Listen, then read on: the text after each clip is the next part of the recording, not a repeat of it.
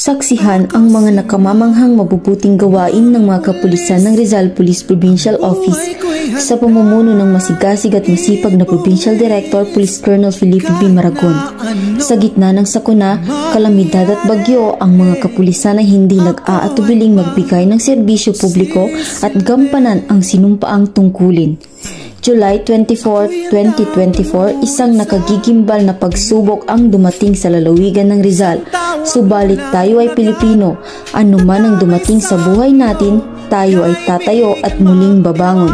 Ang kapulisan ng Rizal Police Provincial Office sa pamumuno ng aktibong Provincial Director Police Colonel Felipe B. Maragon ay kasama ng bawat Rizaleño tungo sa hinahangad na bagong Pilipinas.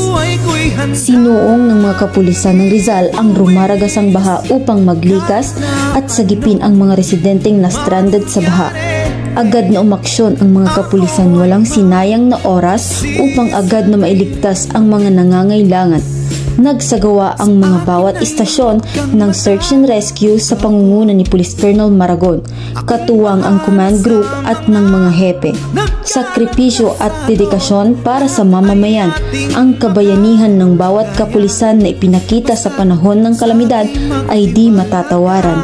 Yan ang Rizal Police Provincial Office, ang tahanan ng mga bayaning pulis, tatak Rizaleño. Sa bagong Pilipinas, ang gusto ng pulis, ligtas ka. Di ka nag-iisa, ako si Mang Pulis. Una sa lahat, no? Tinalaga natin yung mga pulis ng Rizal na tutulong sa mga nabaha, no? Sa pagpapag ng region. And of course, tulungan natin yung lipas natin sa mga bahay na malapit ng lumubog dahil nga sa baha na ilapot ng andito si Provincial Director natin, si Colonel Maragon. No, siya ang nag-supervise sa mga pulis dito sa Rizal. Actually, lahat ng ating resources ay na-deploy, no? Nagamit, madaling araw pa lang, nandiyan na yung ating mga kapulisan. Nakikita natin sa kalsada, nagsasakay ng mga stranded na ating mga kababayan, no?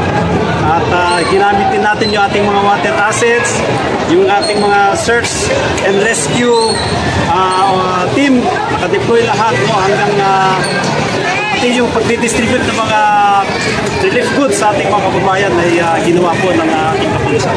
Well, of course, yan po ay dahil sa directive at pamumuno ng ating regional director, si Police Brigadier General Paul Kenneth Lucas.